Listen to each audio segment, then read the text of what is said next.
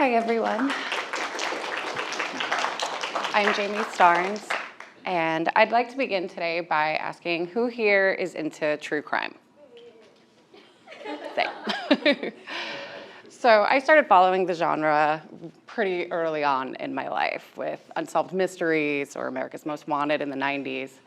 And it's just continued to constantly listening to murder podcasts or watching documentaries. And obviously, I'm not alone. The Pew Research Center estimates or they report that about a third of American podcast listeners tune into true crime. And with over 200 true crime podcasts available and an abundance of programs on streaming services and cable TV, obviously, true crime has moved it more into mainstream contemporary media. However, our fascination in this dark side of humanity may, say something about us that we wouldn't really care to admit. And this may be linked to eroticism. So I've often been asked, why do I listen to stories about murder all the time? Especially by my husband, who assumes I am planning his death. But I'm not. But I've also wondered, I'm not really sure why. So this brought me to my question: in what ways can we use Georges Bataille's theories of eroticism and heterogeneity to understand the contemporary true crime craze? So who was Georges Bataille? He was an early member of the Surrealists.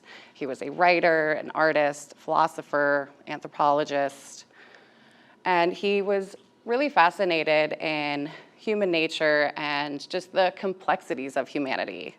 He often referenced indigenous or ancient cultures and was really focused on these notions of eroticism, taboos, and heterogeneity.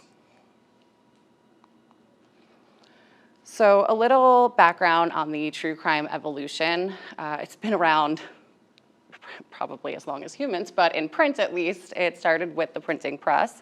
In the 16th century, these murder pamphlets, often depicting the most heinous crimes with religious morals and these binary narratives of good versus evil, and using like sensationalist tactics, which continued for the next few centuries with the 20th century's true crime or true detective magazines, often heavily sexualized, often relying on these sensationalist binary narratives as well. However, the genre became more mainstream through true crime novels, like with Truman Capote's In Cold Blood, and then gained popularity in the late 80s and 90s on television. And while these narratives became more complex, a little more than just the simple binary sensationalist motifs of their predecessors, they still heavily relied on those tropes. However, they did start looking more into the killer psyche or focusing on serial killers and more of the why. But in 2014, with the podcast Serial and then docuseries such as Netflix's Making a Murderer, these programs started including more complex narratives showing flaws in the criminal justice system, uncertainties, through these investigations, and really showed that we might not always find out exactly what happens. So around 2014 began the true crime renaissance. And obviously with the popularity, we wonder who is tuning in. And it is predominantly women that report to tune into true crime. And reasons given have been for vicarious thrills or coping with trauma, survival tactics, or just an exploration of taboos. So Georges Bataille was very into this notion of heterogeneity, and he called the homogeneous world the world of work, productivity. It was whatever really serves a purpose in our society. And he refers to this as the profane world. And in contrast, then we have the heterogeneous world, where it's more so, it would seem wasteful to the homogeneous world. It's more serving to the inner experience of humanity. And again, he was often very interested in indigenous or ancient cultures, and particularly human sacrifice or cannibalism, which he didn't necessarily condone or condemn. He looked at it as an outlet for our animality, the violence that is still within us, but that we have to suppress through the homogeneous world in order to maintain our existence. So he looked at the homogeneous world's suppression, of these instincts we still have sometimes, or these notions of violence within us. He looked at the fact that we don't really have much of an outlet in the industrialized world.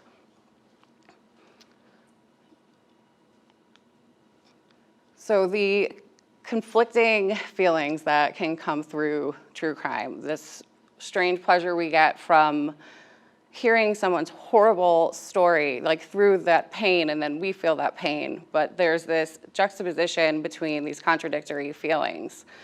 And they stem from the taboos of death and sexuality, which have been around pretty much as long as humans have been around, since early humans. We can see with their, the burial of their dead and their early artwork depicting eroticism.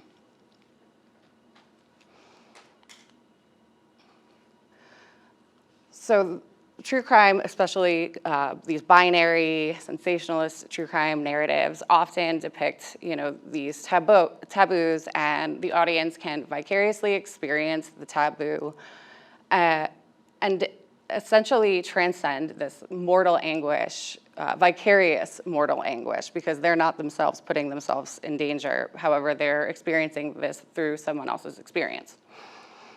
And they can experience these transgressions. However, there's conservation because it's from a safe distance. And in these binary narratives, the homogeneous world is essentially conserved through the killer is caught and convicted, and order is restored. However, what happens when it's not that black and white? And this is really where contemporary true crime comes in.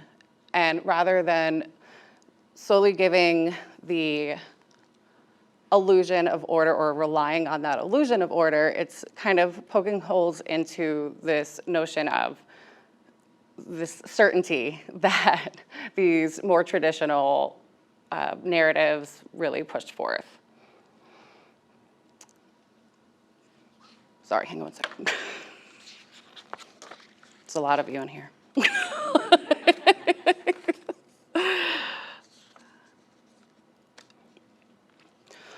So rather than just experiencing the fear from the crime or the perpetrator,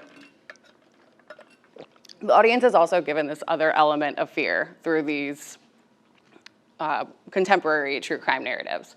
Rather than just the fear of, being murdered walking down the street, there's fear of the homogeneous world itself and the risks, or not the risks, but the threats of the homogeneous world's demonization of otherness and marginalization, and this tendency to try to uphold this illusion of order. So, but essentially, it does the same thing for the audience as just solely looking at the crimes. It creates these conflicting emotions of horror and attraction because we're drawn to these stories, but horrified. We are, experiencing someone else's, we're vicariously experiencing their anguish, but we're somehow experiencing pleasure through hearing these stories. So we vicariously transcend someone else's anguish, the notion that this person may be innocent but is in jail for the rest of their lives, or somebody's life was ruined because they were accused, or somebody who did commit the crime gets off on a technicality. It just adds all these other elements, but essentially does the same thing with these contradictory feelings. So as true crime progresses, it'll be interesting to see if it continues down this road or goes back to these more sensationalist tropes. And we should continue to observe true crime as it is so popular, and particularly, the entertainment aspects, effects on criminal investigations and the criminal justice system, and especially on victims and victims' families. These are my references, and I have them printed if anybody wants to see them. Thank you.